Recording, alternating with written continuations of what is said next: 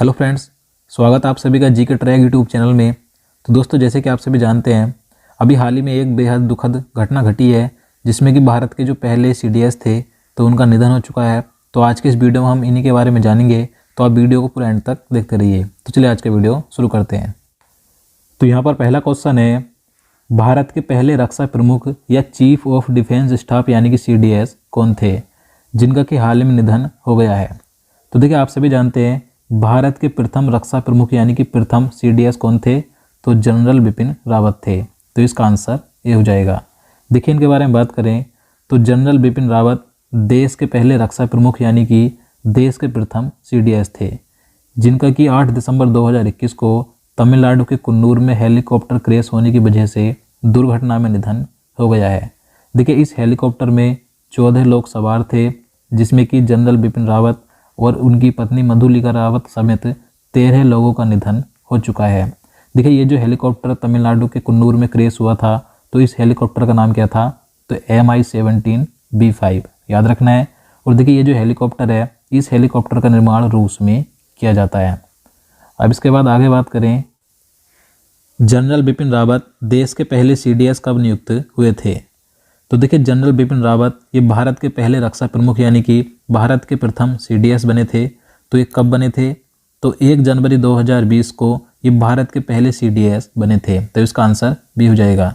देखिए, इससे पहले यानी कि 31 दिसंबर 2019 तक ये भारत के थल सेना अध्यक्ष थे, लेकिन इसके बाद 1 जनवरी 2020 से ये भारत के प्रथम सीडीएस बने थे। तो याद रखना है, भारत के 27वें थल सेना अध्यक्ष कौन थे। तो देखिए, भारत के 27वें नंबर के थल सेना अध्यक्ष थे जनरल बिपिन रावत। तो इसका आंसर डी हो जाएगा। जनरल बिपिन रावत ये भारत के 27वें नंबर के थल सेना अध्यक्ष थे।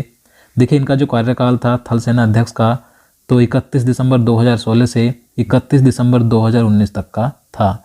इसके बाद 1 जनवरी 2020 से ये भारत के प्रथम सीडीएस बने थे। देखिए, बात करें इनके सेवा वर्ष की, यानी कि इन्होंने भारतीय सेना में जो अपनी सेवा की है, तो 16 दिसंबर 1978 से 8 दिसंबर 2021 तक इन्होंने भारत की सेवा की है। देखिए, इन्हें दिसंबर 1978 को भारतीय सेना अकादमी देहरादून से 11वें गोरखा राइफल्स की 5वीं बटालियन में नियुक्त किया गया था, और जहां इन्हें इस बोर्ड ऑफ ऑनर से सम्मानित भी किया गया था। तो याद रखना है। इसके बाद अगला क्वेश्चन है, जनरल बिपिन रावत का जन्म कब हुआ था। तो इसका आंसर सी हो जाएगा 16 मार्च 1958 को। तो देखिए, भारत के प्रथम सीडीएस जनरल बिपिन रावत का जन्म 16 मार्च 1958 को उत्तराखंड राज्य के पौड़ी गढ़वाल जिले में चौहान राजपूत परिवार में हुआ था। याद रखना है।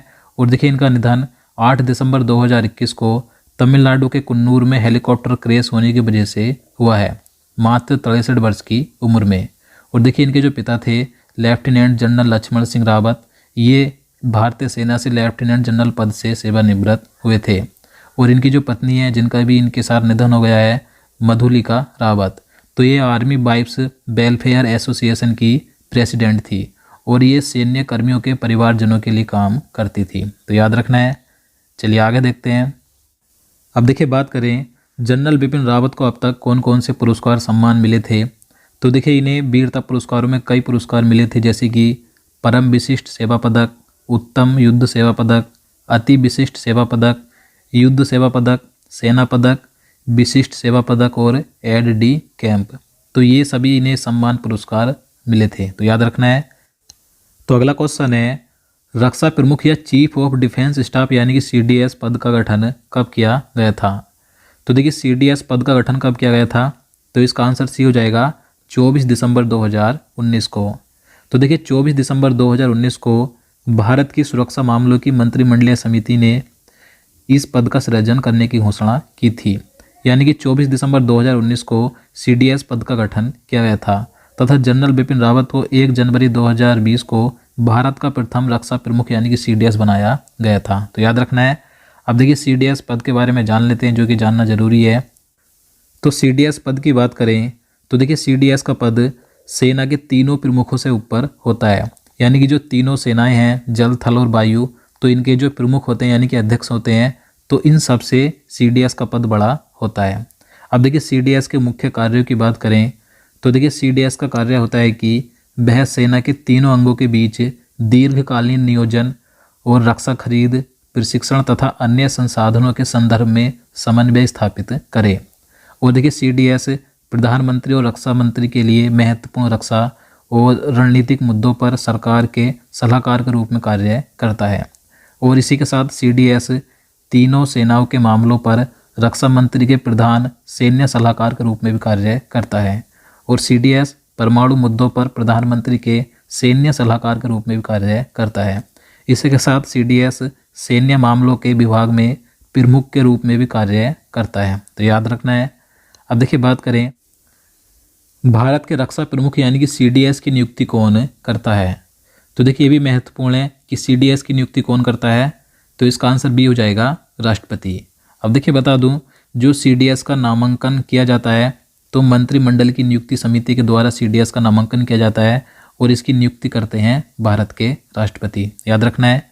इसके बाद अगला क्वेश्चन है, भारत के रक्षा प्रमुख यानी कि CDS का कार्यकाल कितने वर्ष का होता है, तो इसका राइट आंसर ऑप्शन सी हो जाएगा 3 वर्ष का। तो देखिए भारत के CDS का कार्यकाल 3 वर्ष या 65 वर्ष की आयु तक होता है, इसमें जो भी पहले हो, तो याद रखना है। तो दोस्तों आज के लिए इतना ही। उम्मीद करता हूँ आपको वीडियो पसंद आएगा। अगर आपको वीडियो अच्छा लगा हो, आपके लिए हेल्पफुल हो, तो प्लीज़ वीडियो को लाइक और शेयर करना, साथ ही चैनल को भी सब्सक्राइब कर लेना। तो चलिए मिलते हैं नेक्स्ट वीडियो में। जय हिंद, जय भारत।